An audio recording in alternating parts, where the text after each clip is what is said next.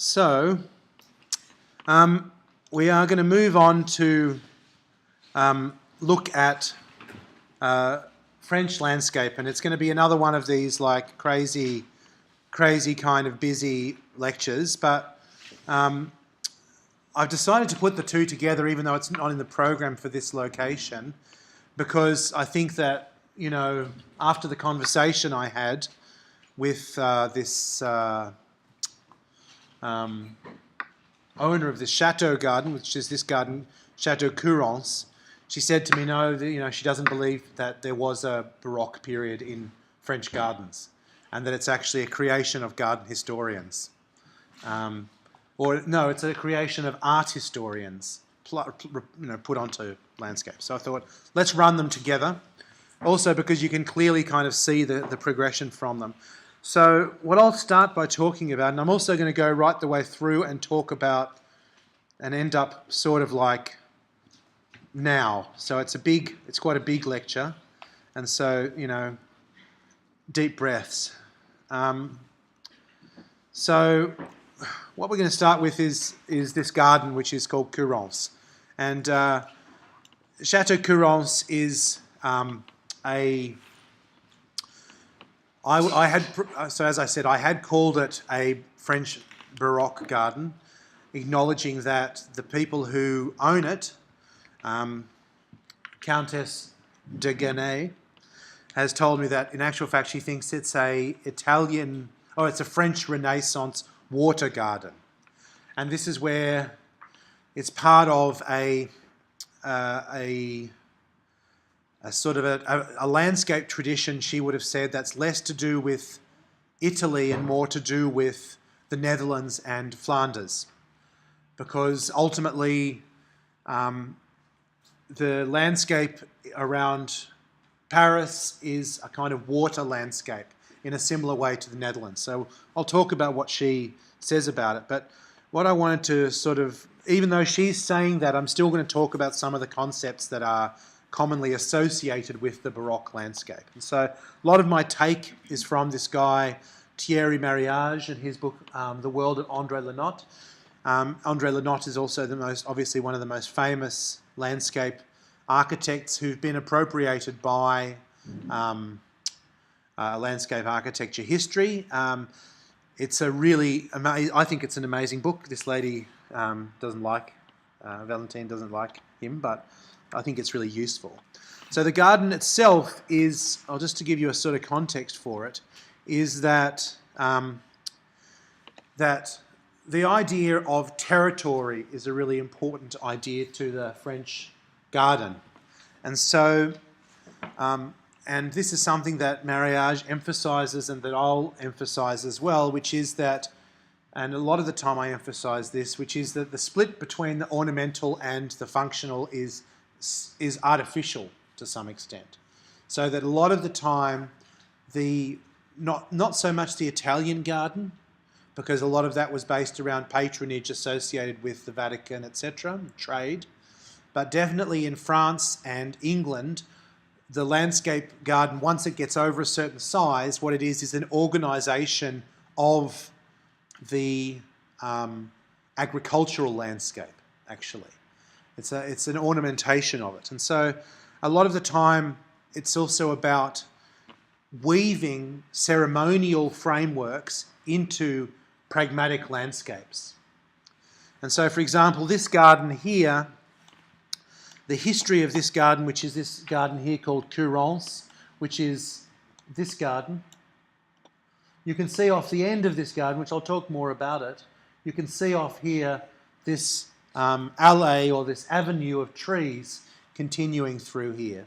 You can also see this town, the town of Courance, and you can see another town over here.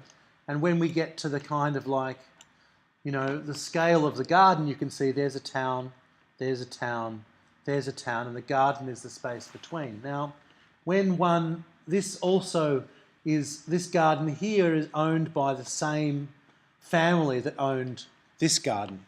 And so this whole landscape here is actually the territory of their estate. And so Obviously this is again the thing where we can't separate. If this is the history of landscape architecture, comes through from the Italian garden and the French garden, the English garden, you can't separate capital, you can't separate money and economics and private capital out of the history of landscape architecture.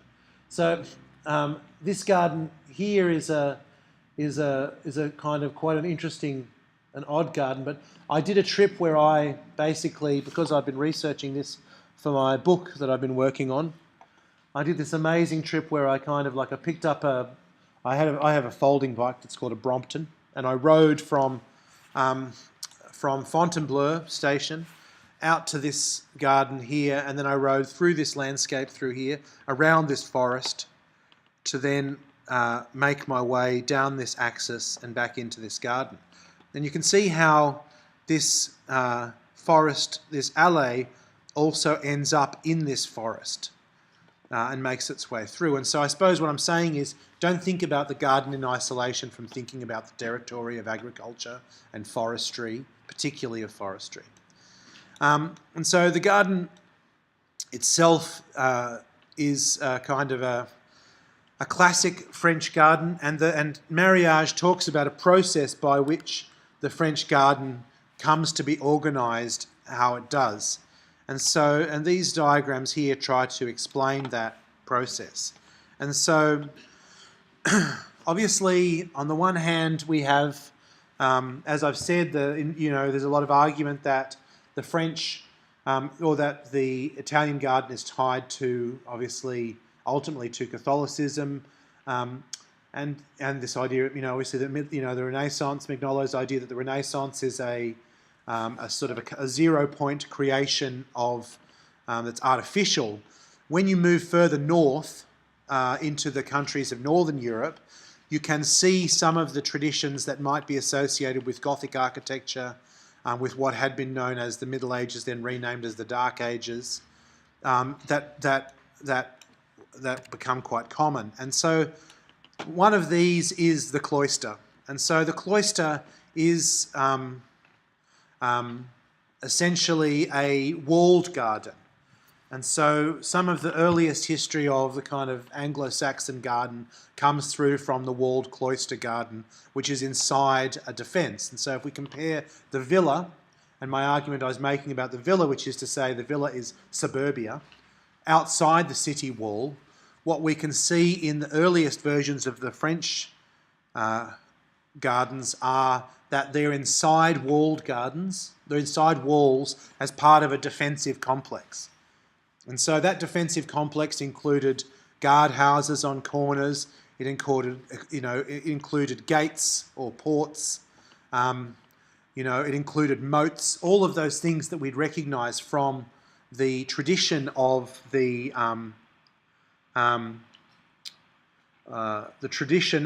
kind of castle complex. Now, this guy called Jacques Andreau de Cerceau did a book which was essentially a tourist book of the chateaux of France. It's like how to go from one chateau to the other. And so that book is a really important resource from the 16th century because he's really showing what these different sort of chateaux looked like at the time. And so you can see here we have the walled garden of the cloister, but we also can see here the features that we might be associating with the Italian garden, such as the ornamentation of the entrance, the piano nobile, the creation of grottos. But some of this stuff here, the parterres and the knot gardens, also has a history within the medieval tradition. Now, the sort of process by which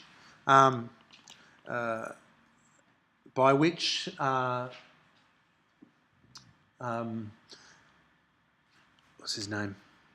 This guy. Marriage talks about from moving through is what he's showing is really the how there is a transition where ultimately we move from a genuine defensive process, and the garden is really inside a kind of cloistered condition, but where we see some of the Italianate influence until we move to the point where ultimately the garden has changed scale, where an axis has emerged through the entire landscape, and where the garden axis and the fortifications have become ultimately ornamental.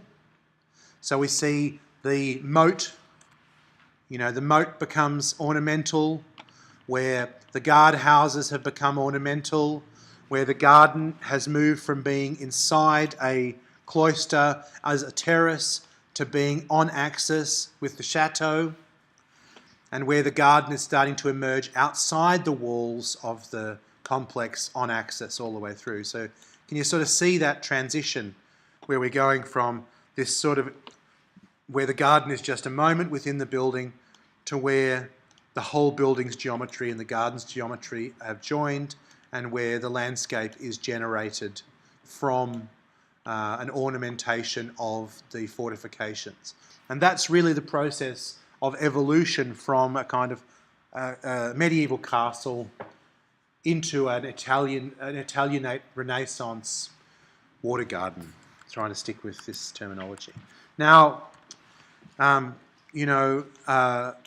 Couronce has all of those ingredients and gives us an interesting description of the components that the Italian garden or the French garden can have. So here we have again the main axis that runs right the way from an avenue, and avenues were planted in France right from the 14th century. So we have avenue tradition really comes through from France and is part of an infrastructure building program. So this is an infrastructural axis that moves through the landscape, joins into the building, into the garden complex. Then we can see that there are these two pools, which are generally called mirrors, is the name of the pools, until we get to the house itself. And so here we have, if we want to find the main entry here, you can see in this image there's the chateau, there we have the guard houses with a moat around them. Then we have an avenue of trees that lead into the house complex, just as the diagram that we saw from Mariage emphasizes. Once we get, as you move into that sort of, there we can see that the chateau is on an island inside is an island inside a moat, but this moat has not ever had to be defensive. So it's just an ornamentation of an abstraction of a previously functional thing. Because previously one, into the alleged Dark Ages of the Middle Ages, one did had to actually defend. But by this time, in the same way that the villa garden was a sign of prosperity and peace, that you could move outside the city walls, similarly the French garden is a sign of expansion. So in other words, don't make a garden unless you have a space you can feel safe in. And so, as we move through also into this landscape, do I care? Oh, do I need to be doing this? No. No. Stop it. Oh.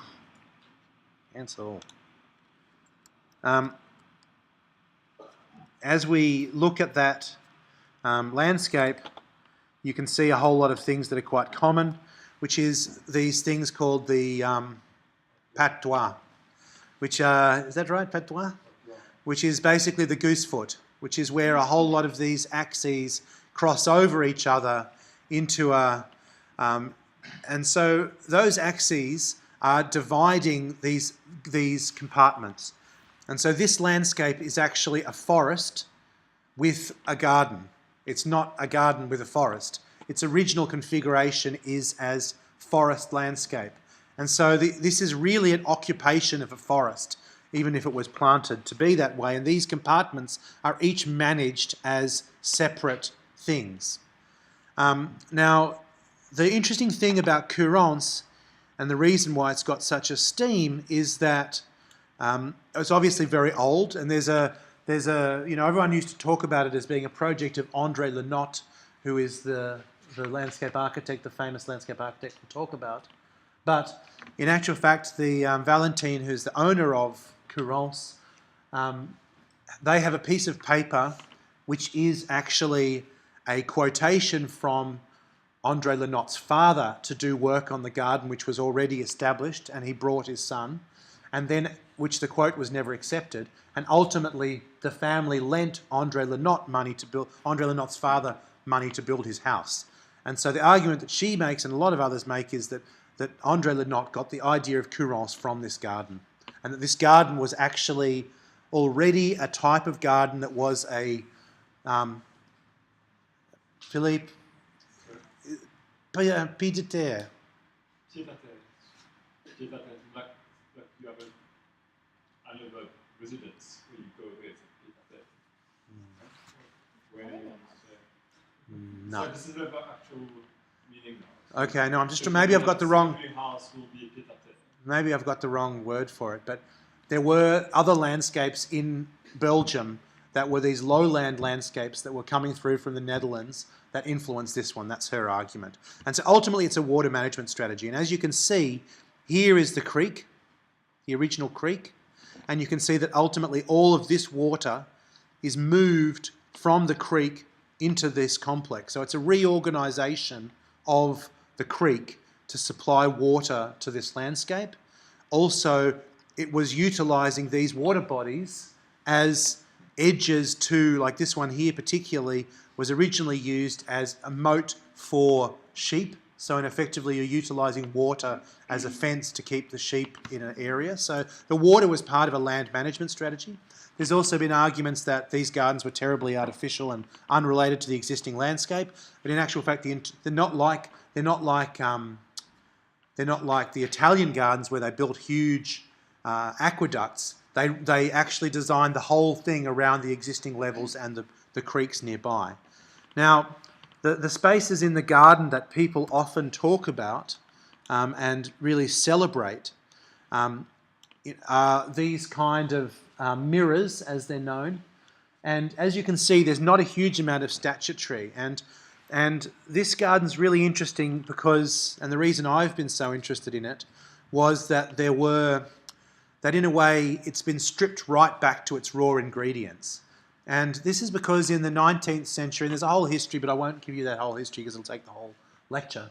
But it's obviously gardens are a history of people going broke, building them. And so each time somebody makes the garden to celebrate themselves because it's trying to a status thing, effectively it sends them broke. And so they sell it to somebody else who then adds to it to build their glory, and it sends them broke. And over and over and over and over, you read the story of gardens sending their owners broke. And ultimately, if you consider that this garden was built during the 14th century, it was started, then 15th century it was started, then ultimately it's had periods where it expanded, then someone went broke, and then something else happened, they built something extra, and it's had all of these periods. And so, for example, when you walk into the place, you see these trees here. They're really very beautiful trees, these plane trees. And the reason I visited here was that Penelope Hobhouse is a garden writer. I was again on the same trip driving past, and I always had the book open to see if something was nearby. Because when I was taught about this, I was told that all of these gardens were a ring around Paris. So I said, well, I'm going to drive around Paris in a ring and just stop off at each of the gardens to try to understand that. And so this one was a line saying, they say, Penelope Hobhouse said, they said this garden's by Le Nôtre, but if it was by Le Nôtre, he was in an uncharacteristically romantic frame of mind. And a lot of it is because these trees, and ultimately what the owner of the garden, Jean de Genève, said at Jean de Genève, said to the guy who basically put the garden back into a condition, was that basically there was a 100-year period after the French Revolution where the garden was totally neglected, and there were trees growing through the buildings, and so when these trees were planted, after that they were left. And so instead of being pruned and and kept in a good condition like a normal French garden, they were just let to go. And so ultimately that meant that when they came back to try to restore the garden, what they were doing really was essentially getting working with the existing trees. And so when then in the Second World War also, when Germany occupied France, the place was abandoned again, and Jean basically was a very famous resistance fighter, and at one stage blew this building up when the Germans, even though that was the family, he was the count, he blew the building up to get the Germans out of there. And so it's crazy sort of history. But ultimately what happened to him is that he decided after the war to study agriculture and to modernise the garden. And he said, if I want to keep this garden, I can't afford to pay 100 gardeners to do the garden, even though he's a count. So what he did was he made the whole garden so the whole garden could be maintained by tractor. And so so basically there's an arm which goes along this to prune it, and then it's flipped on the other side to prune it. The ground is cut by a mower, and so the whole garden, he basically stripped it all back, all the parterres, all the flowers, everything were taken out of the garden. And what happened is it distilled the garden into a state where everyone, and I feel it too, talks about the kind of purity of the sort of grass, trees, hedge, water. There's nothing else to the garden. It's stripped right back to its kind of core. And so on the other side, just to talk about the structure of the garden, and a kind of common thing you'll see is that if you can see here, there's the house, then you can see that they have this mirror, which was actually put in, that's an earlier one. This one, no, this is a later one. This is an earlier one. So you can also see that the extent of the garden has changed over time. All these paths are effectively paths to agricultural links. And this here was a link to the town beyond. And so when you look at that, what you're seeing is when you're seeing effectively from the Piano Nobile here, as you cross over the mound coming down, you're seeing this view across the mirror along this axis right the way through to where the next town is. And then when you get to that, let me find it. This is before I had a lot of skills at organising these images. When you get to the end of the garden, what you really have are this sort of small spaces at the end that overlook into the town beyond through a forest, the end of that space there. Anyway, so I just orientate you that because in a way, Couronces just gives us all of the stripped back ingredients. Now, one thing to note about this period is that when these alleged Baroque gardens were built, was the expansion of Louis, the Sun King, and the expansion of the French Empire. And Louis is going to be really important because we'll obviously talk about him in relationship to the gardens that he was in the period that he was involved with. But to make the fleet of the ships that were required, the forests inside these areas here had to be planted in a certain way with certain species, so that if necessary, he or his finance minister Colbert could walk in and take the entire forest. The king could walk in and take your forest and know that they would get enough wood to make a hull, masts, etc. And so they had rules about how they planted corners, the spacing of trees, what trees they planted in from the edge of these different spaces, so that all of these, and the way that the patois could actually work, so that effectively they could be sure that the edges would have certain trees, the interiors would have others. So it's quite interesting. Now, what I think we'll talk about first is, obviously let's talk about this dude. So André Le Nôtre is, arguably one of the most famous landscape architects. Again, that's a term that did not exist and that history has given him. So again, landscape architecture has appropriated all of these gardeners into their own canon. But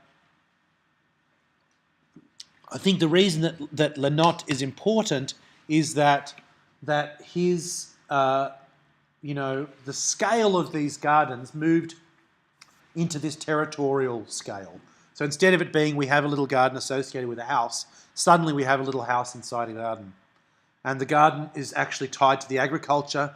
It's tied via avenues to the entire structure of the landscape. And to some extent, even though Valentine makes the argument that this was the precedent for Le Nôtre, nonetheless, Le Nôtre did create a series of these gardens in this loop around Paris. Now, it's very interesting to me that André Le Nôtre's father worked in the Tuileries. If you go to Paris, in the sort of original palace in Paris is the Louvre, and the garden outside the Louvre is the Tuileries. And the Tuileries was ultimately the garden where Jean, who is Le Nôtre's father, ultimately he worked there as a gardener.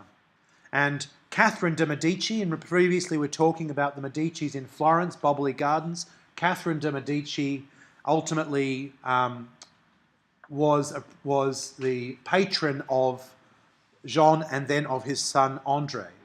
But Jean worked in the garden, and André was given painting lessons and actually read in a kind of generous way by Catherine. This is the kind of folklore around it. And so Catherine de' Medici's son was Louis, and so we can see the link between the Italian nobility and the French nobility, and how those Italian sort of traditions also ended up in France. Now, it's very telling that when Louis made, and he's called the Sun King, he was very young when he became king. If this is the coat of arms that he made for himself. So obviously what we have is grass as the background, a cabbage on top, and 3 snails. The painting lessons didn't help. This is not a painting. It's a kitsch kind of like bust I found, not a bust, but a kitsch shield I found in this gallery that was about Le Nôtre. But I think it's really telling and important that even as a landscape architect, he saw himself as a gardener. And so the tradition of landscape architecture has come from the garden and right through to this. And it also tells you that, in a way, it tells you something about his humbleness, probably a good reason why he wasn't executed along the way, because the politics in the court were hugely, hugely complex, as we can talk about in relationship to this garden. Now, there's 2 gardens that everyone talk about André Le Nôtre. There's Versailles, and I'm not going to talk hugely about Versailles. And this is Versailles. We all seen Versailles, right? That's Versailles. But the garden that everyone the purists love, because it's like everything that's elegant that Versailles isn't, is Vaux-le-Vicomte. Now, Vaux-le-Vicomte has an interesting linkage to Couronces, because the chateau, which was rebuilt in Vaux-le-Vicomte, this chateau here, was rebuilt by the same architect in, I think, the 18th century as the architect who did this chateau at Couronces. And so they have that's not the original chateau, it's the rebuilt chateau. And so if we look at the layout of the Vaux-le-Vicomte, we can see some things that we can start to become familiar with, which are the series of avenues as axes that make their way into the chateau complex. Oh no, sorry, other way around. We can see the avenue. I should be looking at this way. Sorry. We can see the avenues coming in. We can see how the symmetry of the whole landscape operates in a similar sort of way. We can see the sort of entry court in here. We can see the chateau sitting in a moat, exactly the same. And then on the other side, we see a series of terraces. And again, like Villa Aldobrandini and a number of others we've seen at the very back of this landscape, we see the wildness of the forest. Same progression as the Italian landscape exactly, but at a much, much bigger scale.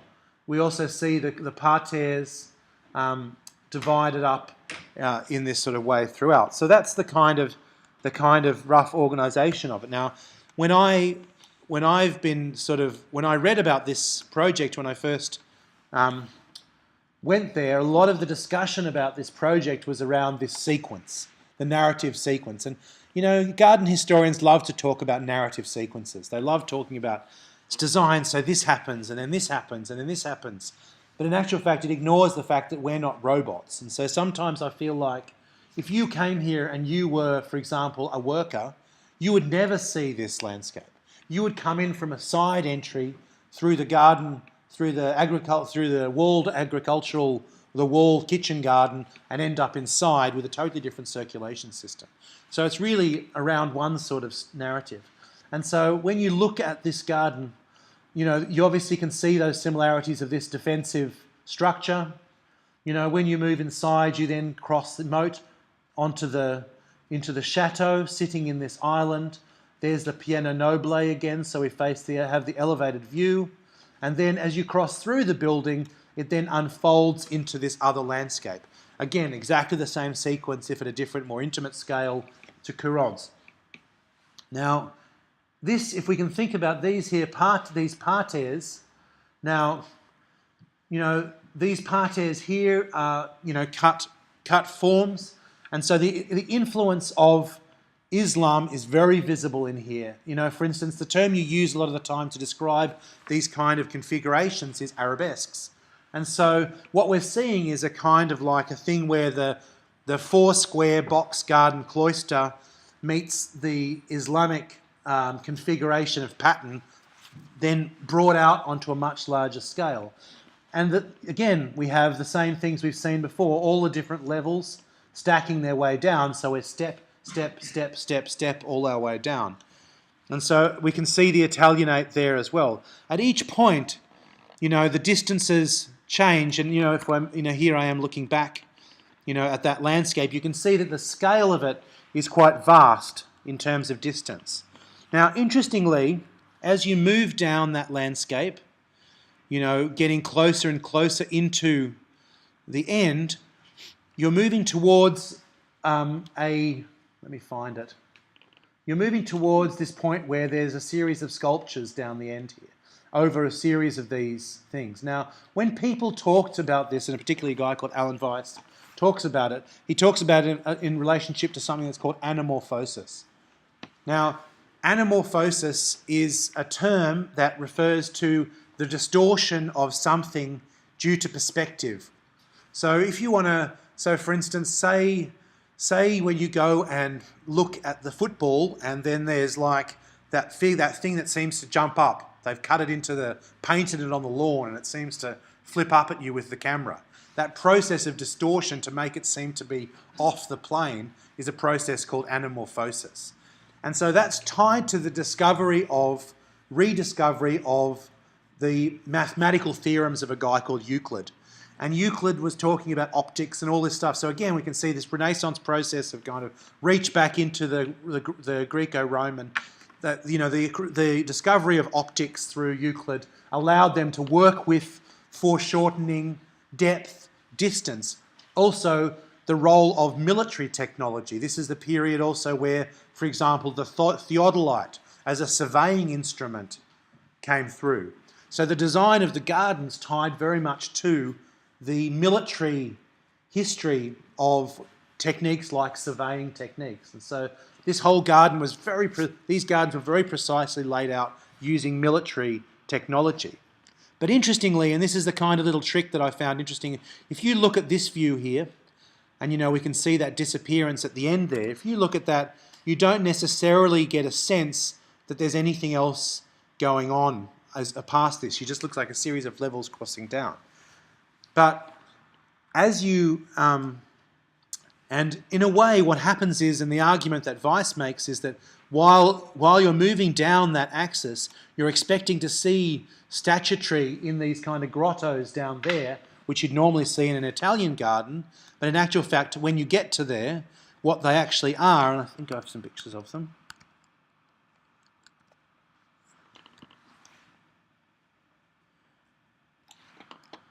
what they actually are like piles of like just crappy concrete. There's nothing inside them that makes up a figure.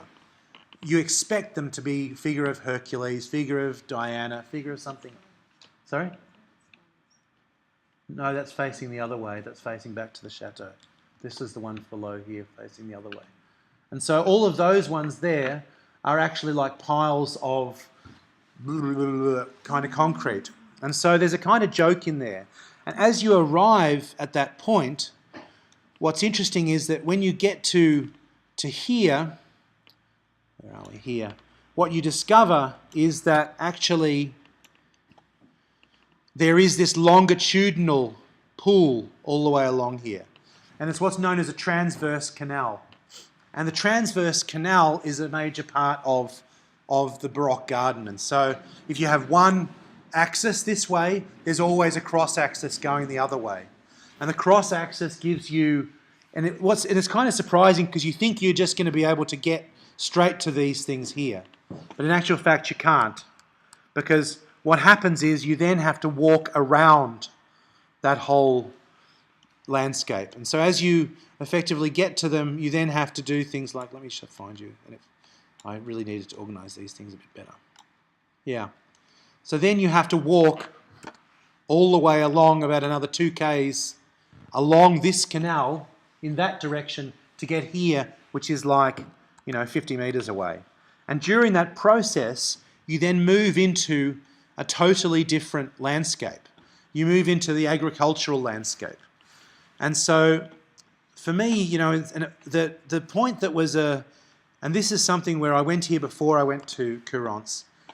For me, I became completely obsessed with, and have remained obsessed with this image here.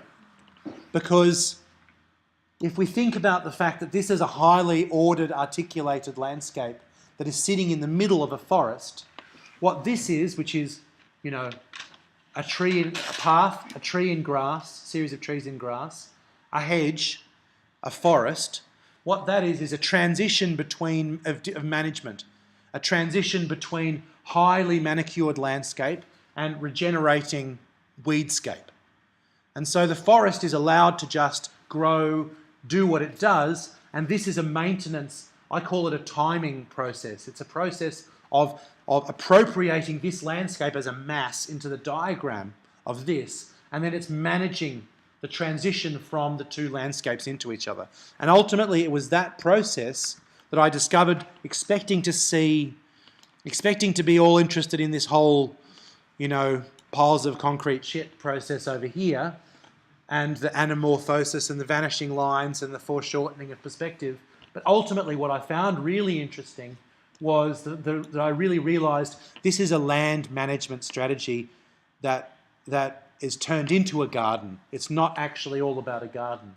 And so as you move down towards the end here, we're now there's a transition between that larger transverse canal, and by this stage, once it falls off the edge of this water body here into this, it's all just forest all the way through, And so, similarly, when we get to the end of the other one, we have this basin, and over here we have a landscape which is full of, rustic, wetland, swamp, and this could actually be something out of what we'll talk about as the picturesque landscape, Now from here, this is where we can see all of these, the transverse canal is now running through there, and so you can see how that view looks like it's all part of the one catchment, but in actual fact it's completely experientially interrupted.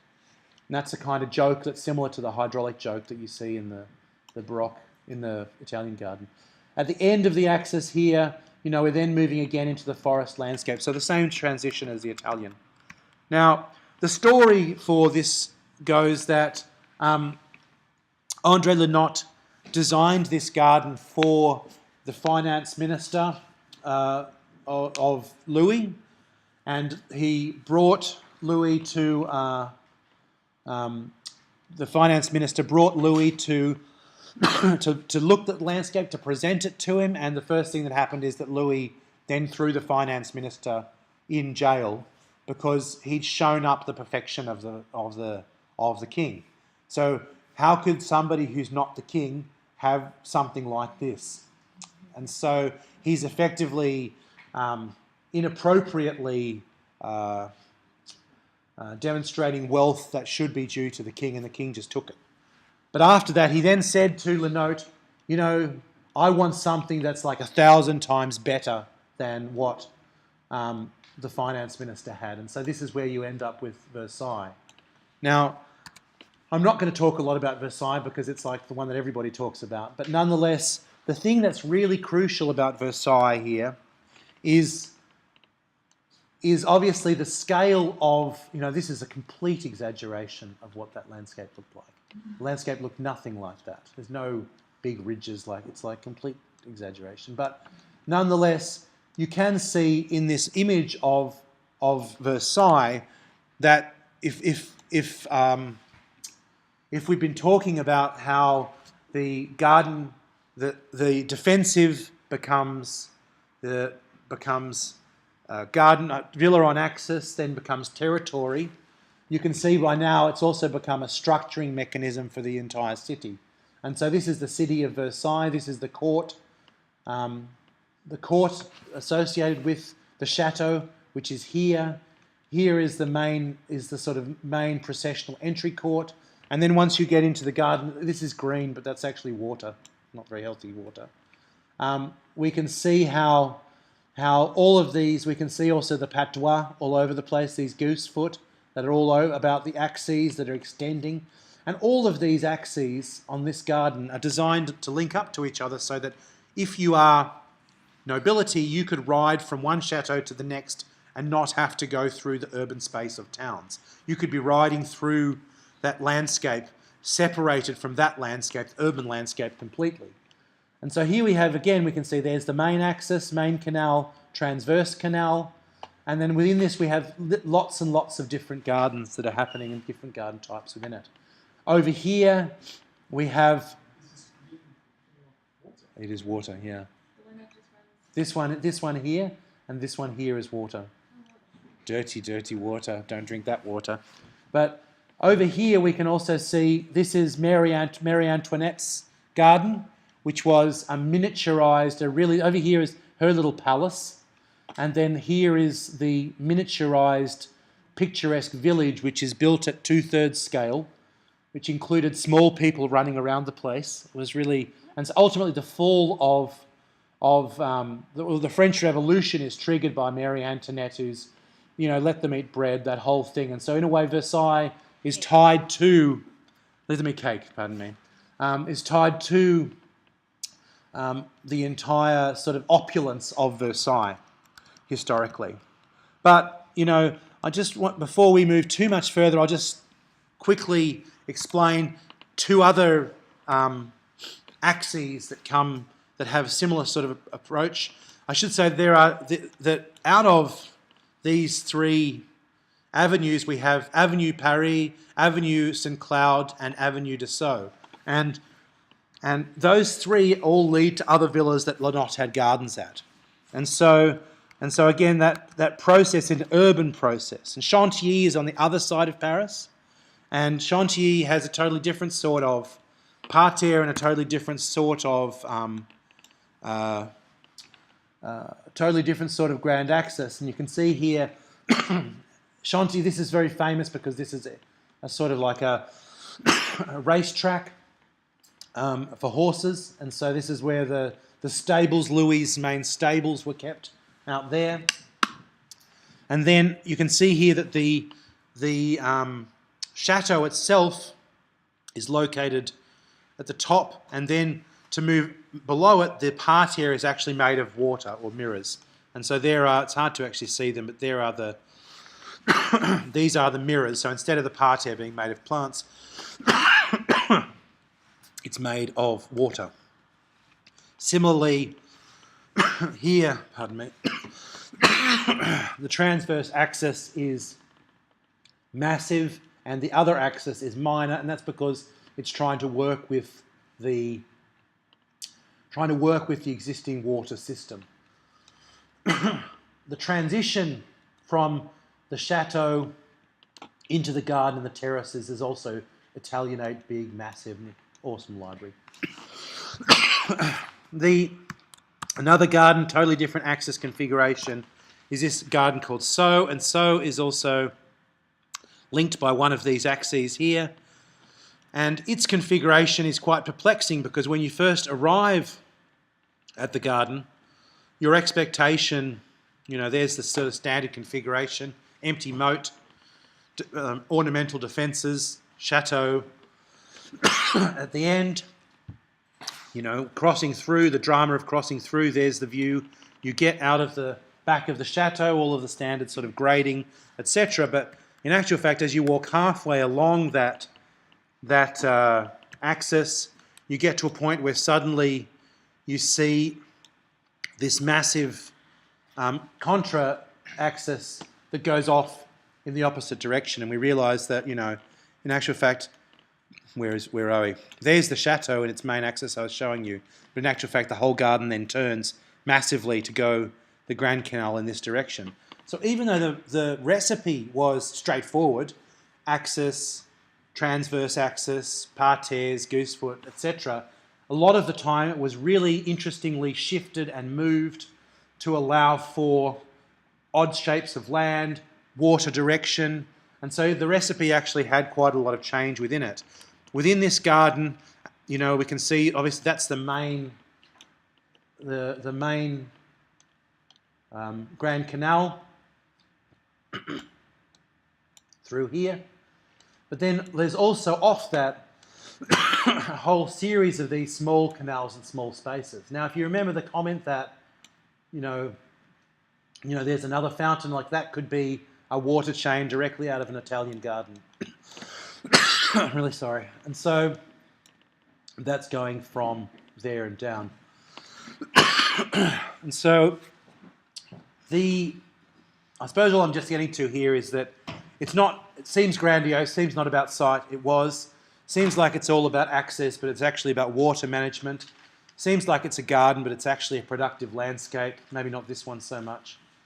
And if you can think about the Netherlands, flooded, full of water, you can really see how the problem is too much water. And so a lot of the time, the landscape management strategy is design water like it's a flat surface, like it's a part of the garden, because there's a massive amount of water to deal with. And that's where Valentine's idea really resonates with me, that it's more like a Dutch garden. Okay, let's get out of that period.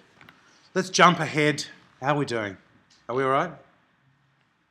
Yeah? How long have I been going for? Too long? No.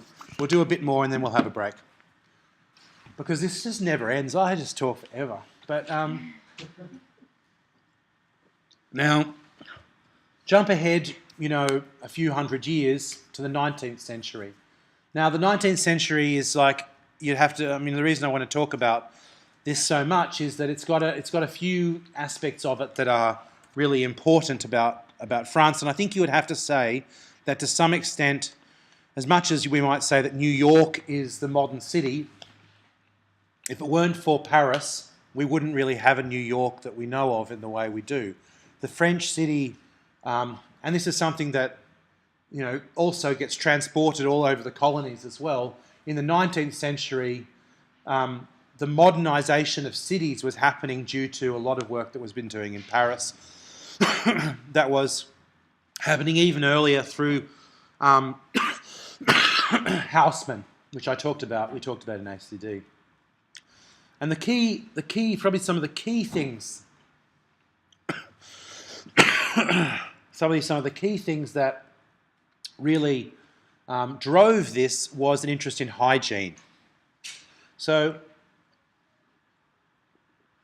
prior to the 19th century, hygiene, or things like malaria and a whole range of conditions, were thought to be due to things like bad air. But during the 18th century, the people started mapping illness. And when they started mapping illness, they started to notice that illness was tied to water sources and tied to sanitation. Prior to that, even hygiene as we know it in medical things didn't operate in the same way. And so ultimately, you had things like the plague and a whole range of conditions that were not tied together. And so once they discovered the relationship to water, housing conditions, living conditions, etc. Once they were able to map them, and they were able to use things like statistics. Don't forget, we can't do statistics until we have double digits and the whole of this accounting process.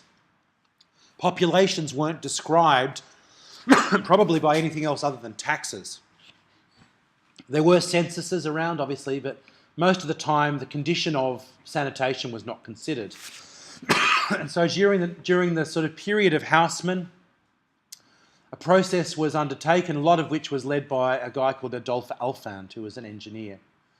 And Alphand was actually involved in the process of building a lot of the infrastructure that the modern city takes for granted. And so some of it was, on the one hand, if we go through this sort of housing example here, we can see that a lot of the things that were happening were also things around, for example, working on ways to deal with fire. So we have fire escapes, we have processes of building that allow for height to increase as we can deal with fire and heating. And, during that period, people started to look at ways of moving air through buildings. But in landscape, they started to build sewers. Now, Paris, if you ever go to Paris, Paris still stinks like shit. Doesn't matter where you go in Paris. It's always, if you get on the metro, you're going to get through some station that intersects with some old sewer and you're going to go, ew. But it's, Paris is still like that. And so, but at the same time, you can see in these drawings here how much of a celebration there was of sanitation systems. People used to get tours of French sewers because of the fact that it was seen as the wonders of engineering. And you see this, the promenades of Paris. And so we're actually in a book that's about beautification, we're seeing sewers. And it's because of a recognition of that. Now, is it any surprise that still in, South Africa, in the developing world, that somehow, we're still in a situation where sanitation is still an issue, And if you think about the fact that the change of these cities was about celebrating sanitation as part of urban landscape, there's something there that we can probably still learn something from. So even though we're talking about the promenade on the surface here, we're also talking about actually what's in the subsurface at the same time. Now, at the same time, a lot of this is, creation this time of a lot of the urban design material languages that we have now arise from this period. So, for instance, the use, curbs, gutters, street lights, trees. We can see here the influence of the sort of tree strategies that the Baroque had playing out in the landscape. We can see similarly the interest in engineering playing out. We can see that at the same time, though, in the sort of as much as this comes from, the legacy of the French Revolution, the creation of boulevard and all of these things were also social tools to be able to control populations, because the prior French city, the organic French city, was like a rabbit warren. So as much as the revolutionaries had been able to hide and get around Paris by weaving through alleyways, etc., that were just organic, the same people who came after precluded the purpose of that by cutting these axes through Paris. And there's always the talk that they could set up a cannon and fire a cannon down the boulevard. It was as much a part of it. So it was a military strategy as well. Ironically, as much as the tradition of this is French, the landscape and the dominant landscape tradition at the time was the English landscape garden. And so a lot of the time within the structure, and this is also the period where the idea that you should have parks in cities, that you should have gardens in cities was important. Prior to that, the association between health and landscape didn't really exist. And so it was really this period where people started to say, for health of population, we need to have open space. Now, if they didn't say that, we wouldn't have a job. And not all of it's true. And a lot of it's true psychologically more than it's true physically. Air quality, for example, Josie may be the most largest urban forest in the world, but if you looked at the smog in Johannesburg, you know, if the trees were doing such a great job, you know, would we have that? So there is, if you measure it, trees do have an effect, but not nearly as big an effect. So the idea of the value of landscape in the city was also similar to the relationship of the grotto, where these small spaces in Paris were being made as these kind of oases within the city. And so here we can see, you know, how in this square, which is actually inside a completely normal urban framework, we have this island, which is a bit like a ruinous kind of space like you would have got in the grotto. And indeed, a lot of the French parks from that period did have grottos, and this park is probably one of the most famous of it. By the way, the reason I have this book here, French Moderne, is because that book makes the argument about sanitation and hygiene in relationship to the city, and it's a really fantastic book. There's not many books in my library that I've read cover to cover, but that is one of them. And so this park is Parc Buttes-Chaumont. Who did Parc Buttes-Chaumont? You did, so you know about Parc Buttes-Chaumont. And so, you know, Parc Buttes-Chaumont topographically is beautiful, don't you think? You know, it's a really incredible landscape, and it's got, at the same time as it's like its formation is again this sort of oasis wilderness, faked wilderness in the city. It actually has a whole lot of things that are associated with the modern city, and one of them here, for example, is that it has an underground part of the underground metro system comes to ground at here, and so it's a celebration of engineering. And again, we saw in the Italian garden a similar celebration of engineering with the use of water. Yeah, Buttes-Chaumont. Yeah. Like a landfill. Yeah, it's just that's right. Festival, it was like engineering. Yes. Big festival as well. It's like using concrete to make all this grotto. That's right. So that's what these are. Let me just show them to you. So you can see here, like this was originally, it was actually a mine, or they basically were, and it was like a quarry, and then after that they then faked it all up and made this, made these grottos inside that space that are actually directing stormwater off the street to use in the park. So it utilises stormwater networks. You can see here is the sort of kitsch fake sort of fake timber fence that's made out of cement, you know. So is that whole grotto man-made? There was the back face of it's not, but the whole front of it is man-made. And indeed, when you actually look at there's a little mountain in the middle here, which was also, you know, ornamented. I mean, so this was there were parts of it that were already there, but then they kind of faked it up after that. And so when you can actually get a walk across to the top of this mountain, this little fake mountain, across a range of bridges to get across there. There's also passages to climb in amongst it, now closed because it's just too dangerous. And you know, when you look at the little peak, there's the little peak, you know, in there. And so what's interesting about it is that, or these two little peaks, that the landscape has enormous amount of diversity and utilises its topography to gain a huge amount of sort of usable space. Like if we look at it, on the one hand, if I show you pictures at the top edge here, which is up, this edge here is basically this edge here, we get we find that we have spaces where you could occupy that slope, or around the front here, you could sit by there. And so in a way, it utilises a lot of the surface area of slope to give you a huge amount of different sorts of spaces in amongst that landscape.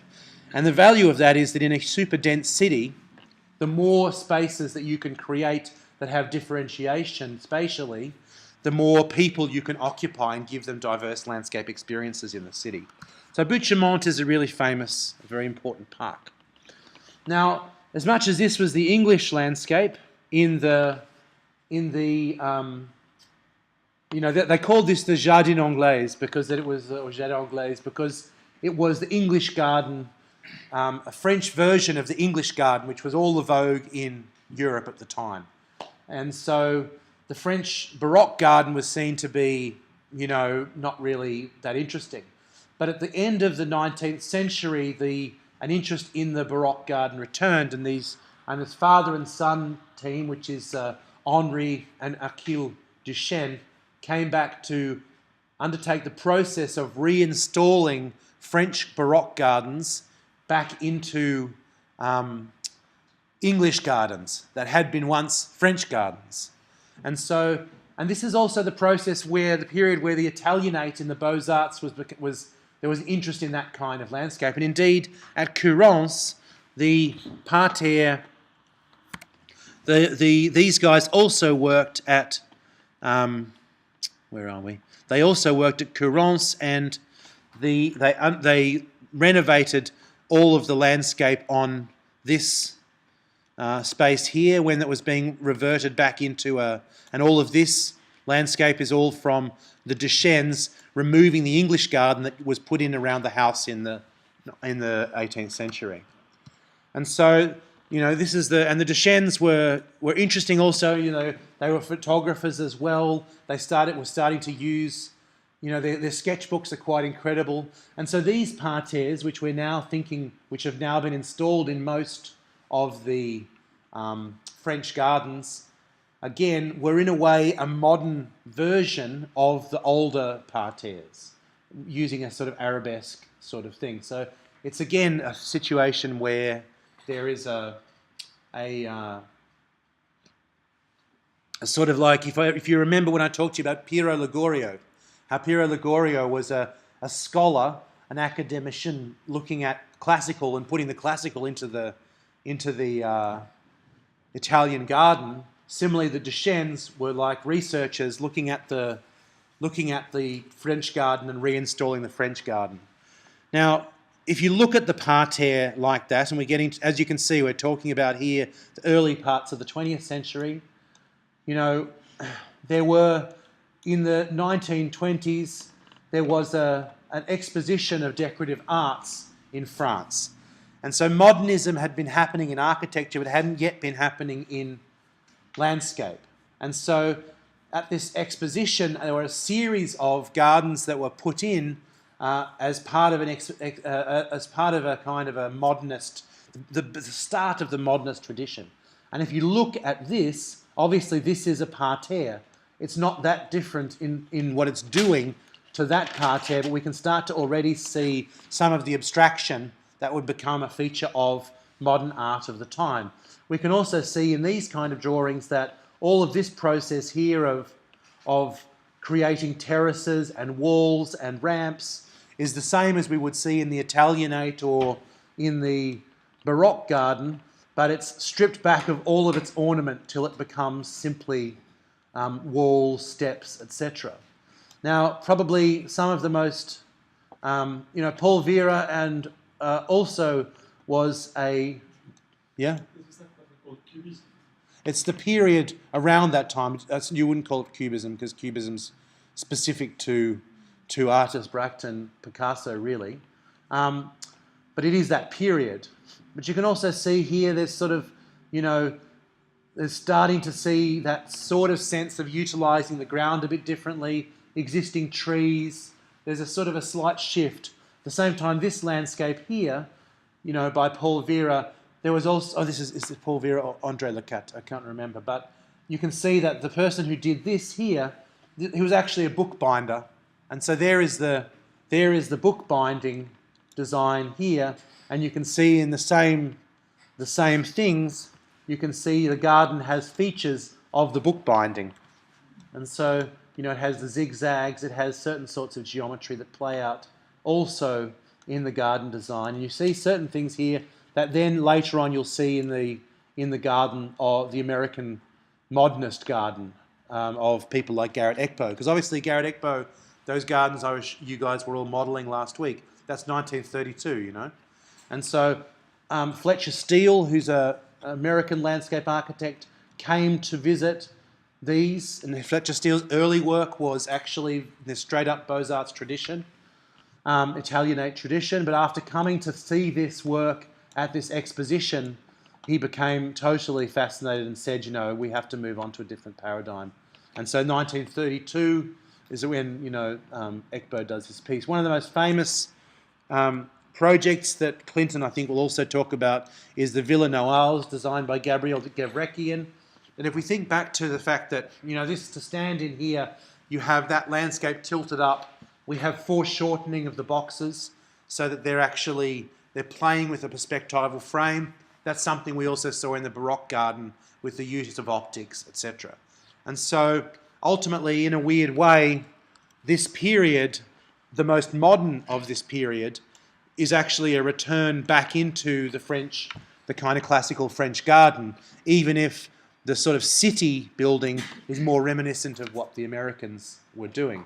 And this comes back, and I think it's a useful point to end this part, and we'll have a break again, to say that one of the things that people often talk about, particularly people like the architectural theorist Colin Rowe, is how Renaissance modernism is. And a lot of the fact that Mignolo could say that the Renaissance was the start of modernism is interesting, because architecturally the Renaissance, in a way, while the Baroque had begun to get quite complex, if we go back to the Baroque, while the Baroque has started to get very complex in terms of the small spaces and all the bits and pieces happening within it, nonetheless, the actual raw structure of building that we see in the Renaissance is actually a kind of architectonic that's really similar to modernism, in the same way that the science and the interest in the relationship to expansion of the colonies, all of these things are tied to the modernity of the contemporary times, reaching right back into the Renaissance. Okay, so we're going to look at a few things. We're kind of, by going through from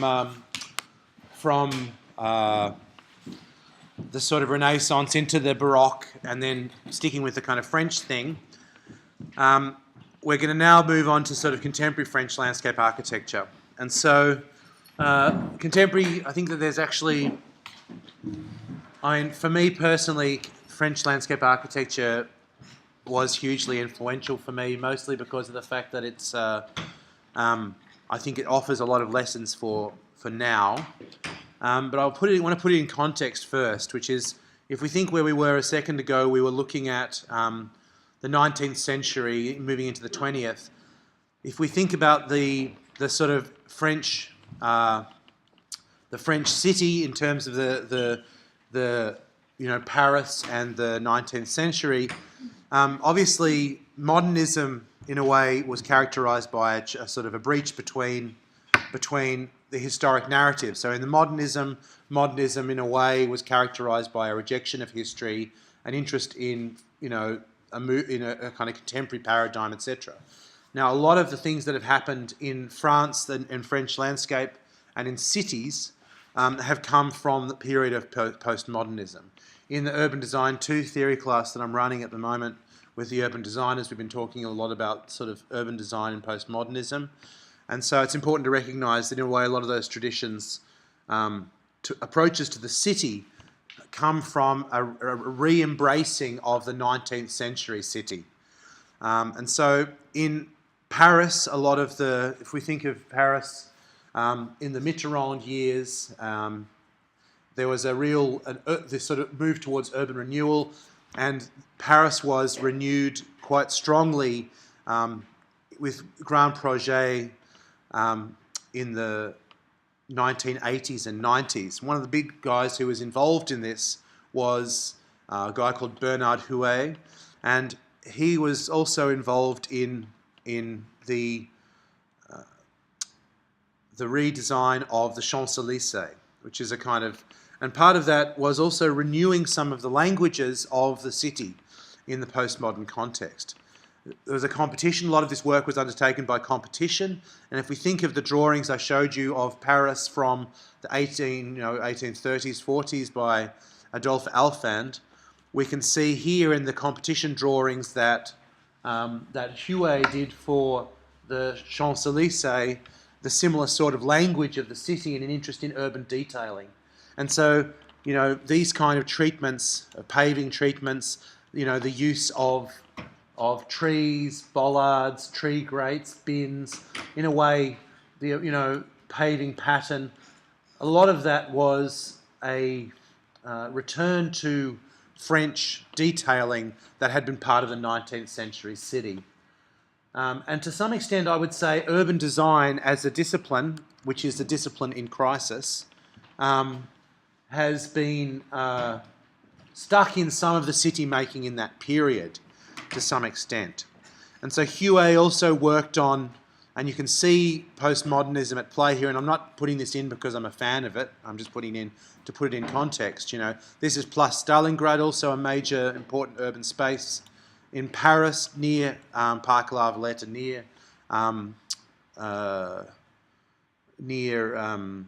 Parc Boucheron. We can see this is a famous building by Boulay, and we see a canal here, and a lot of this stuff, you know, if you look at the fineness of these, you know, if we look at this section here of trees, grates, bins, seats, you can see that French kind of language, but you can also see that the French city now is like permanently hammered, and France and Paris is a very hammered city. It's got a lot of people, it's got constant pressure in public space, and so to some extent you'd have to say that a lot of the French detailing and stuff of the French city has actually toughening up in the process. You know, characteristic things that you see that are, for instance, still hard to get in other cities in the world, such as using granitic sand, minimizing lawn, etc. And you see these features in this sort of work. You know, in other parts of Paris, you know, there was also, in that same period in the 80s, this project called Parc de Bercy. And we see some of the things that become familiar in postmodernism, which are, you know, the use of sort of, so the grid is on the one hand a historic thing, but on the other hand the grid gets distorted and changed. We can see collage systems where one thing's overlaid onto another thing.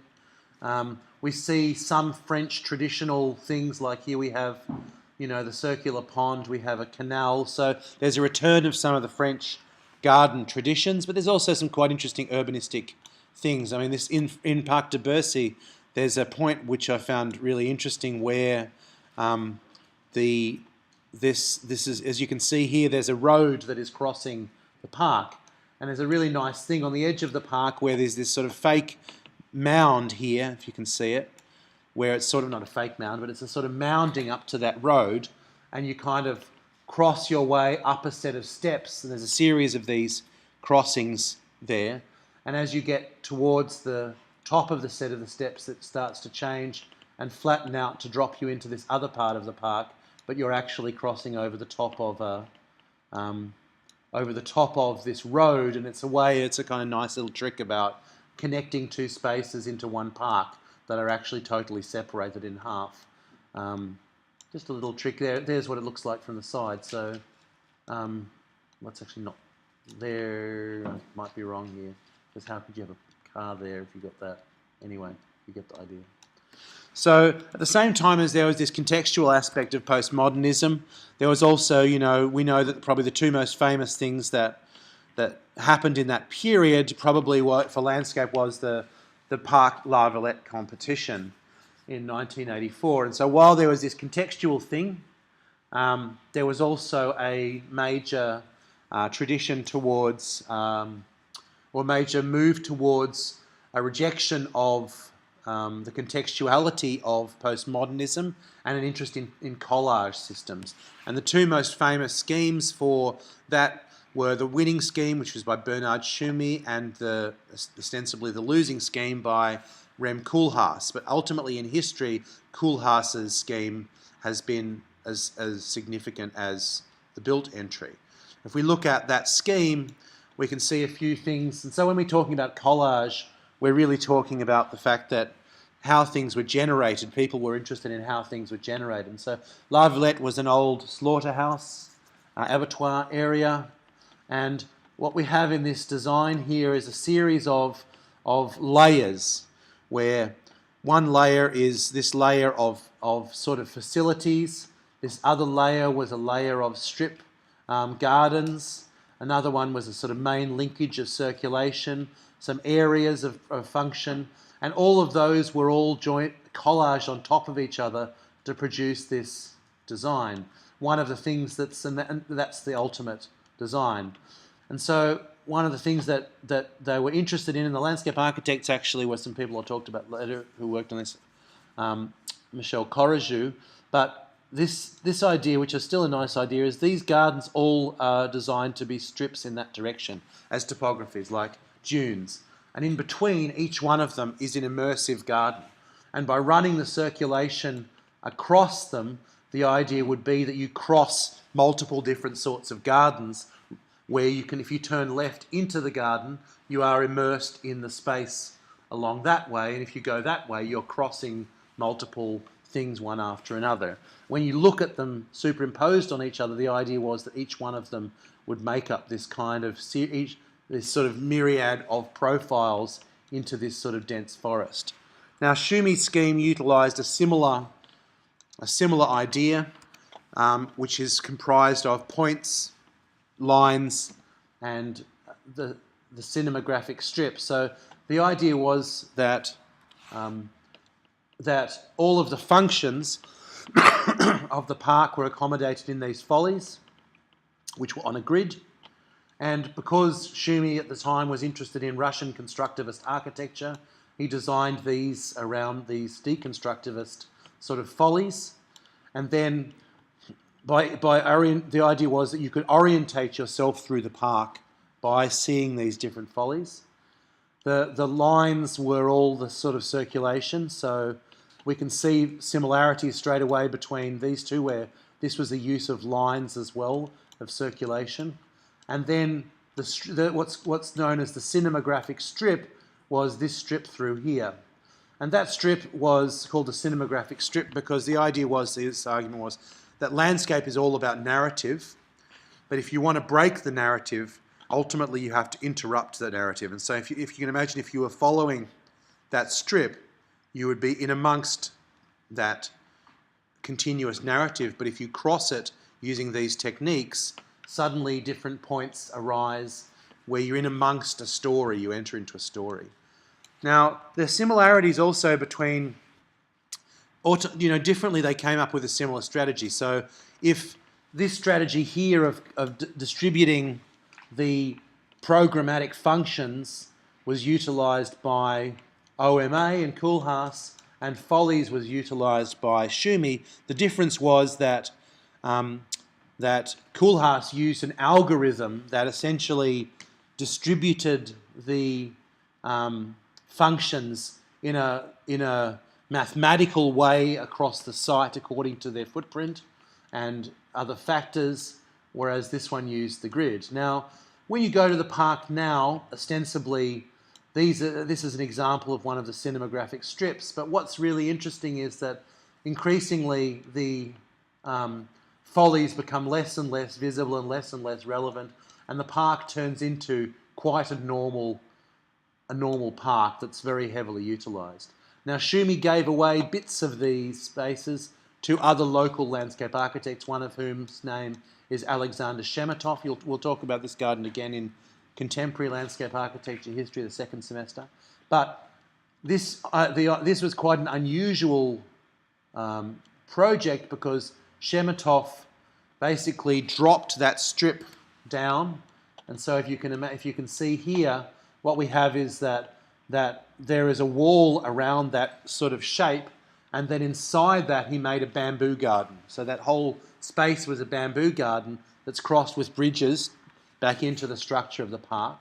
And inside the bamboo garden, he exposed all of these pipes, where the pipes, in a way, he's trying to show that there are underground, invisible infrastructures in the city that we don't see.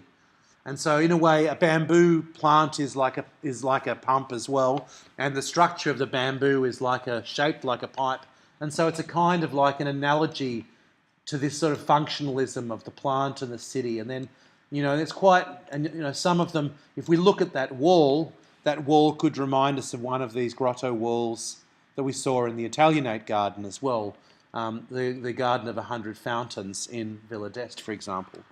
And so, Shemetov went on to become a very important landscape architect, and did a lot of work at a place called the Ile de Nantes in Nantes, and basically working on regenerating this industrial site. Again, we'll talk about this later, but it's a really interesting precinct that tries to work with the previous kind of industrial language of the site, keeping all of the relics of the site and bringing them together in a kind of modern way. But we'll talk about him next semester. So a lot of these guys, for example, notably Alexander Shemetov and others, studied at the École Nationale Supérieure du Paysage in Versailles, which is the landscape architecture school in Versailles. Now, if you look at this map here, you will see over here there's there is another garden. And so this was the vegetable garden of Louis. And so on the edge of the potager, on the edge of Versailles, here we have the orangery. Leading off that into this Piece d'Eau, here is actually this vegetable garden. And traditionally, people back in Louis's day, they would have gone, and Louis himself would have gone from the garden of Versailles along here and appeared into the vegetable garden through this system and through this royal gate. Now, that's that water body, that's the Versailles there. And so when you enter into the landscape, it's a series, the landscape is made up of a series of different sorts of productive landscape. And that landscape is interesting because there's a tradition in France of utilising walls and orientation and depression in height to create microclimate. And I don't know whether you remember when I talked about last, I don't know if I even talked about it, but the Incas also did this. The Incas also had gardens where they utilised depth to create different moisture and temperature gradients. And so these walls were affected by the wind. They absorbed heat, and so a lot of things could be grown in this landscape that were not able to be grown normally in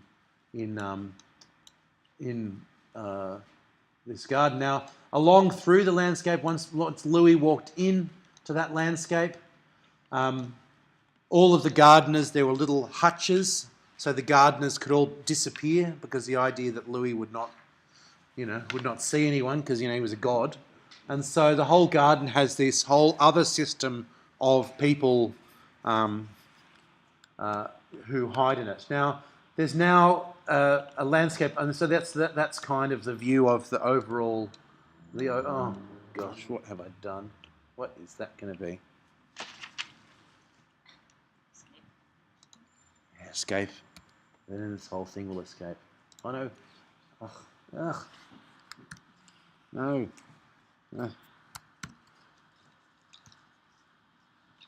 Oh, no. Oh no, that's right. Oh, I'm there. I'm there. It's all good. Oh, but then I've got the square. Command Z. Let's see what happens when I do that. Nothing. Oh, okay. Somehow I've got a shortcut that...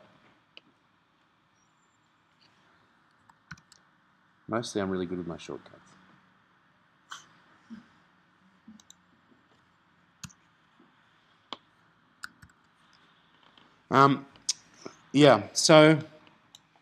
So that landscape, that's what it sort of looks like now. Now, I've been lucky enough to teach there on a couple of occasions, and in true colonial fashion, it's so great. But this is the school was established. The landscape school has been around for a long time. It was established by one of Alphand's lieutenants who kind of worked on the work in Paris, and two guys in the 1960s. These two guys, Michel Corrigieux and Jacques Simon, were basically students there, and in '68 there was a student revolution in Paris, and when the university shut down, they basically took over control of the landscape school, and continued to teach classes even though the place was abandoned. And so they began a period of re-establishing the whole program at the School of Versailles. And they had two very different focus. And the focus of Corrigiu was on territory. And this is a term that he would use all the time. And so the idea that landscape was about territory was that that humans shape the landscape in relationship to natural systems, and that the landscape is a cultural landscape, and that the shape of the landscape is made out of development forces, but also cultural forces of occupation. And so he was also very tied to working with architects, and but he really, I suppose, changed the focus of landscape to also being a focus on urbanism. And on the other hand, Simon, who was actually more of a horticulturalist, had a very different focus. Simon was an artist and a pilot, and Simon did a whole lot of work which was about, and a filmmaker, and he did a whole lot of work which was about, in a way, large-scale earthworks. And so these are, for example, works of Simon's where he was working in freeway embankments, but he was also doing things like shaping landscapes to be viewed from the air, working with agricultural machinery. He was a crazy dude. And so, on the other hand, the work of... who did Parc des Suzette? Yeah. So, on the other hand, the work of Corrigiu and his partner Claire, probably this project was probably their biggest project, and it's a park out near the airport. It has, and on the one hand, it's really, for me, it's hard to explain what's interesting about this project, but as a landscape project, it's fascinating because of the fact that it does a whole lot of things that I think are really important. One of which is that it understands its own scale, so that it knows that in landscapes we nest spaces in spaces. Have I talked to you about this project before, you guys? No. But it's sort of got, on the one hand, it's sort of got this this water body over. I mean, it's a huge area, so a lot of it is forest, and so we can see here clearly the tradition, the French traditions of the patois, and the arrangement and the kind of the structure it has is sort of abstracted of a larger landscape structure. And then within this sort of water body along here, there's this sort of thing which is utilising mounds and other sort of topographies nested inside other topographies to create spaces. So that, for example, here one is walking behind this slope here. It's sort of graded to the point where it's level here, and then it dips down, and then one cuts through that slope, through this kind of cuts down onto a lower level.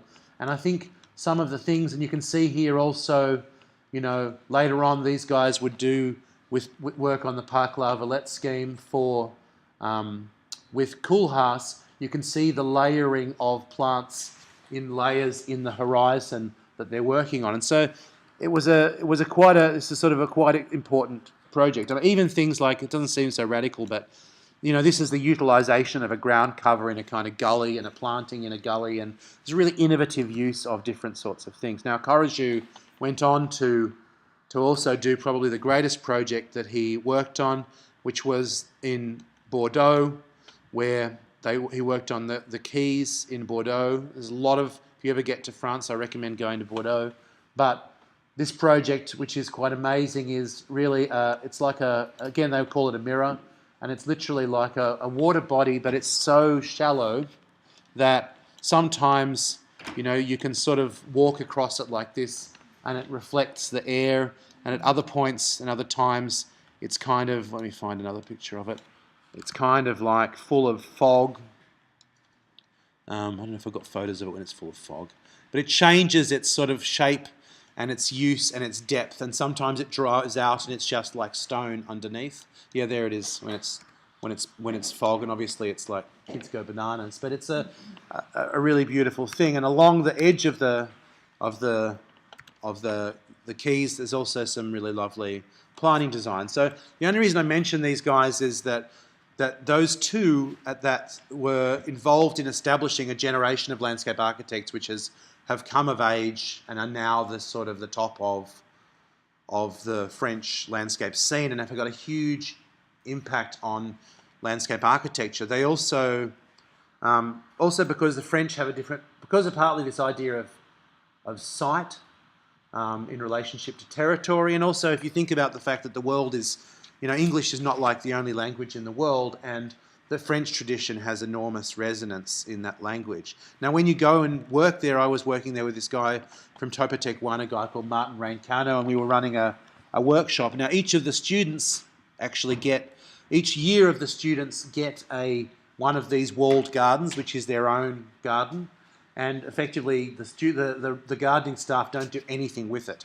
But at the end of the year, there's a garden opening when those gardens are supposed to be shown. Now, the garden opening was still a good 6 months off when we were there, but it's a quite amazing sort of thing, because if you're studying at that place, you really own this landscape, and the landscape school is situated in it, and they occupy those spaces here. And so, for example, like they have lots of barbecues in there, and the culture of the students, it's not too dissimilar. I mean, the studios are similar to here, but one of them was quite interesting, where they'd actually made a whole lot of hay bales, and then they lined the hay bales with a tarp, and they made a swimming pool out of hay bales. That was kind of cool. Anyway, so it's a really vibrant tradition situated in the history of Versailles. Other students of that landscape tradition are really important as well, such as Gilles Waxlar and Lawrence Vachereau from a practice called Latitude Nord. And if you look at that park, this is called Riem Park, which is in Munich, and this one here is, of course, Michel Corrigiu's Parc de Sauzet. You can see the similarity of approach in dealing with fragments of forest, and so that idea of utilising forest mass in the landscape and that understanding of scale is something which I think comes through from the French garden. Now, if we're talking about territory, then obviously, as I've been arguing, the French landscape is a territorial proposition. What's nice about this forest is that all the trees in it have got the same spacing, so that when you walk through this forest eventually, all you'll see is differences in trunk. You won't see saying, here's this tree in this group. Instead, you'll walk through here to here to here to here, and you'll make out differences in the trunk rather than spacing, etc. The landscape also, even though it's operating at this scale, at a detailed scale, the landscape has sort of quite a nice sort of order, and some of the things that I liked most about it are the way that these sort of transitions between different materials happen. So on the one hand, if you can think about one of the biggest criticisms of putting in a corner in landscape is that people are going to cut the corner and you're going to lose your that angle is a nice thing, even though it's kind of a bit irrelevant, but this thing about utilising these pavers in this edge and these things shaping here is that, in a way, these are all strategies to maintain that sense of the territorial geometry that operates at the big scale right down to the detailed scale on the ground. Also, this is the edge of those forests, and so there's a lot of emphasis on topographic shaping of the forests. So it's and the point at which it has most and you can see there's those forests. And so the point at which it's got the most definition is along the edge, where there's a sort of big water body here, and that's a wetland that was being developed in that. And so there's no attempt to try to say the wetland must look naturalistic. The idea is, if wetland is a functional question, why we focus so much on the idea that it has to be a naturalistic proposition. And you can see here's again those axes crossing the landscape, stepping down. So the control of detail of a park on this scale is quite amazing, and you can see the lineage of this guy Corrigiu in the students.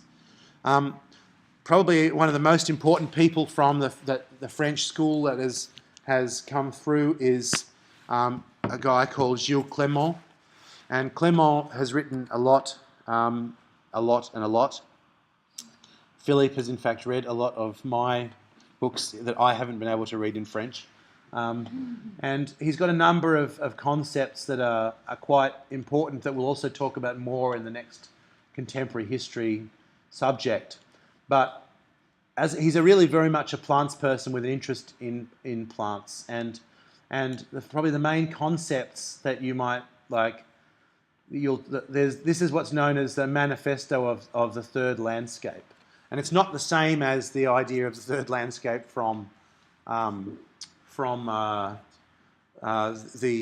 model that we've been talking about from the Italian model, because he's really talking about this thing you'll see here. It's called the Garden of Movement, which is his argument is that plants and people are moving all the time, and that the landscape is in flux. And what's more, that industrial processes and city-making processes create landscapes that are changing all the time in response to this. And it's a new hybrid landscape that's arising.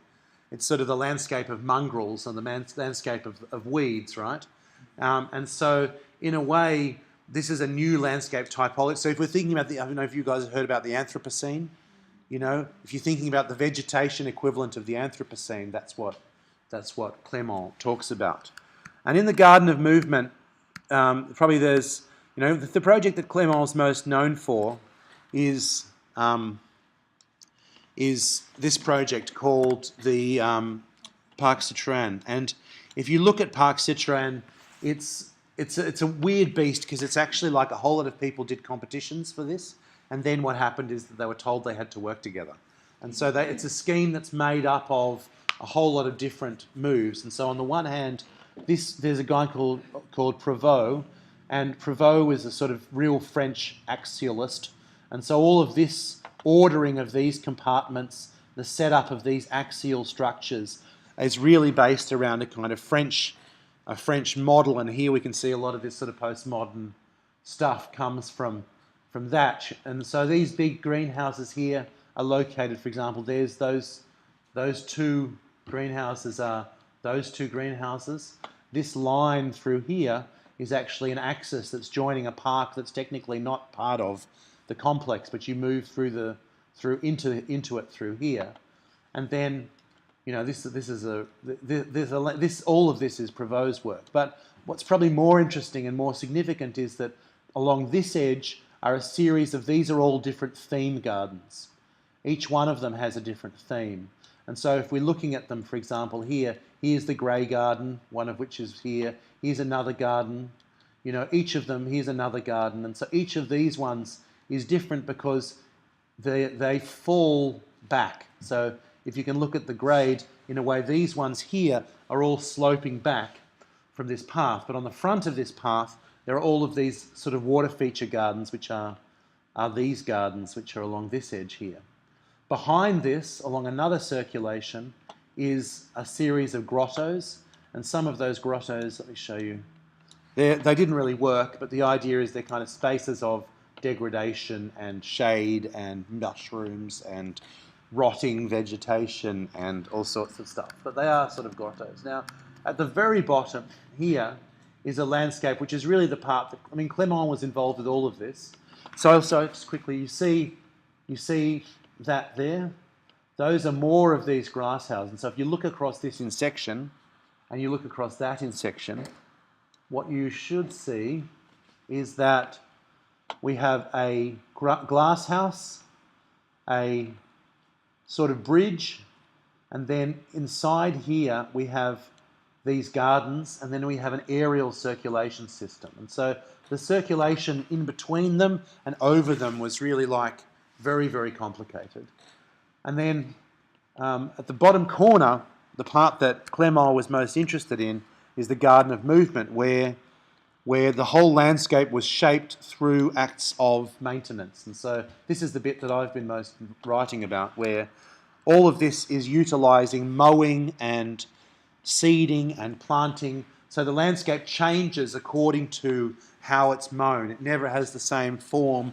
You know, landscape types and vegetation arise through those maintenance practices. Some of them get more formalised, but otherwise they end up in this state. Now, this is very much what people like Piet Oudolf are doing on the High Line, but he was doing it all through the utilisation of mowing practices in his work.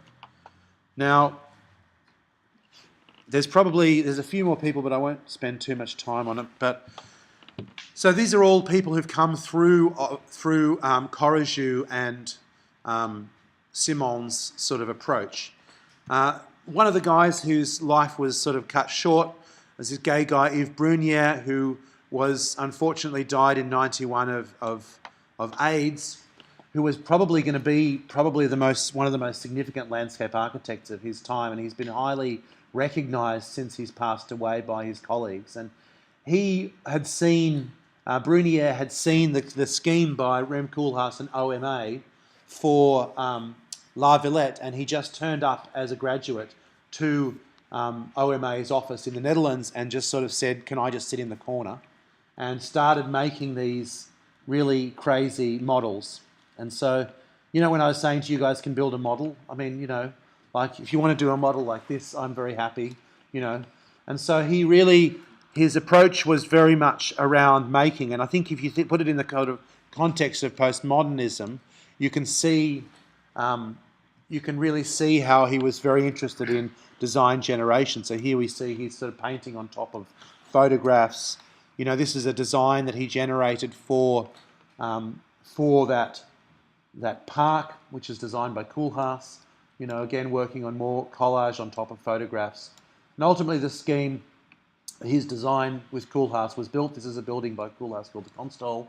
And so, a lot of the stuff is sort of kitsch sort of postmodernism, but the landscape itself has a lot of the qualities that Brunière was working on. And so, that was another person from that period. Now, another one, Jacqueline Osti, working in Paris. We can see here in her work some of the overlap between the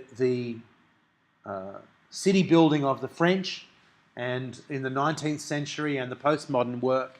And so she's working in Boulevard Richard Lenoir, and that project is really a redoing of the existing project by Haussmann.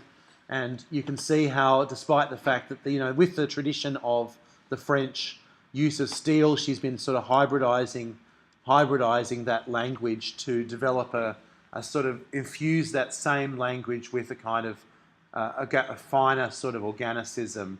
You might even call it a certain level of whimsy, which is quite characteristic of a lot of the French work.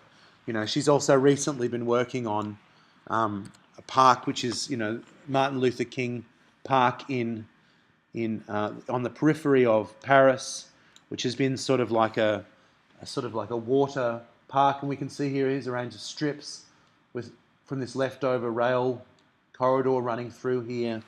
We can see a bit of homage there to Koolhaas's scheme with the sort of landscape of these sort of dunes and berms that run the way through. If you think back, and we'll talk about more of this in planting design, this very, you've got a lot of South African plants there. But the landscape, again, if we've got a small amount of space, the ability to shape that small amount of space into these kind of spaces allows for a lot of privacy within a small amount of area, which is a nice kind of trick to the dunal thing. Water-sensitive urban design, all the stuff that you guys will be doing in constructing landscape systems. So she's definitely one of the main people. Finally, another person who's super important, this is Catherine Mosbach.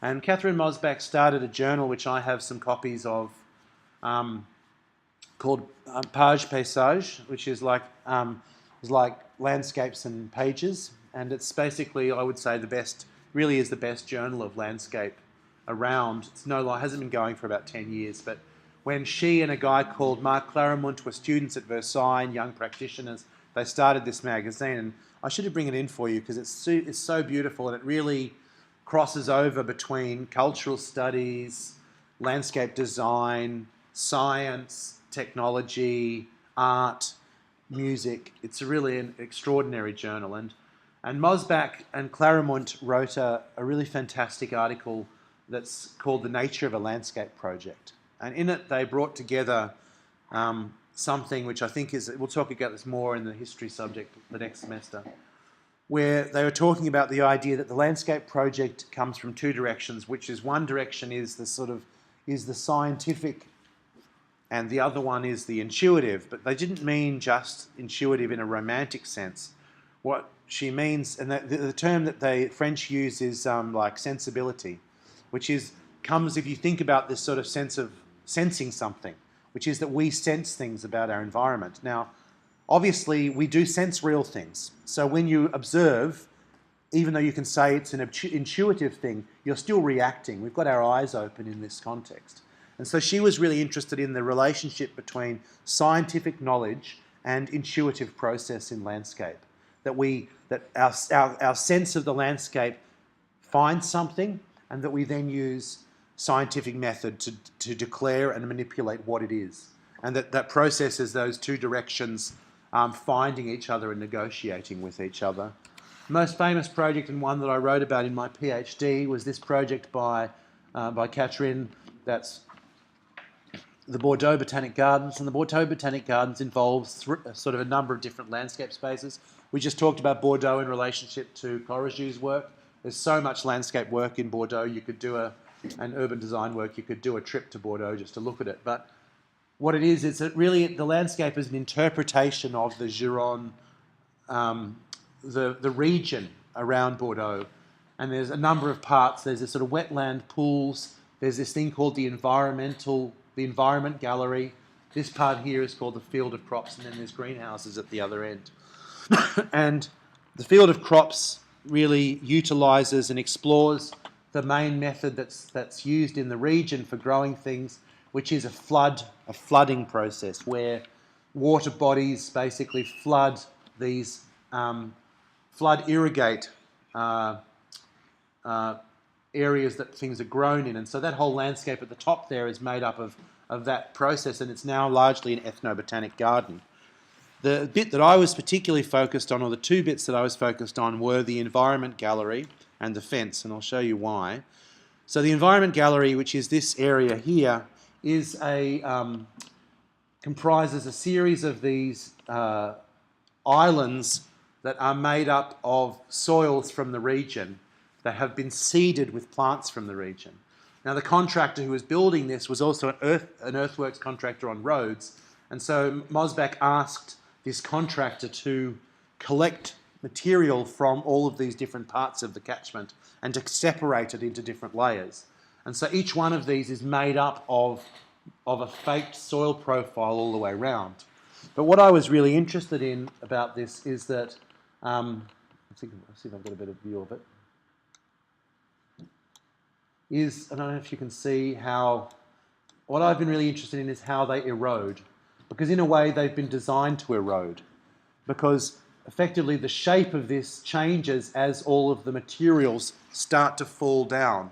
And so the whole of this landscape is actually in transformation, as you can see through here. And as that happens, plants will move from this level down to that level.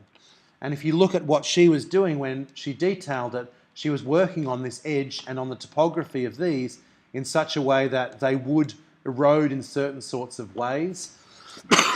and the idea was that these paths would give you a kind of redundant way through this landscape, so that if this whole thing moved over to there, you still had a way through that landscape despite the fact that that landscape was changing. And I've been interested in it, and something we might even talk about in the studio is this idea that we can detail for time. When we think about building something, most of the time we think about building it to last forever. But if landscape's modality is that it's really about change, can we time a detail? Can we put in a fourth dimension into a detail and start imagining that do we design it for transformation, that we design it to change because that's the modality of landscape? We might design parts of it to be harder than other parts because we're directing where the degradation will happen. In thermodynamic terms, we're actually sequencing the movement of energy through the structure and sequencing the entropy process through that structure. And so, for example, we might say, if I'm going to stabilise this by mixing some cement through it, I'll mix 10% here, 5% here, 5% here, so that I actually sequence what fails first. When I sequence that, I might sequence the surface next to it, so that when you, like in an alchemical fashion, when you blend those two soils together, you produce certain conditions.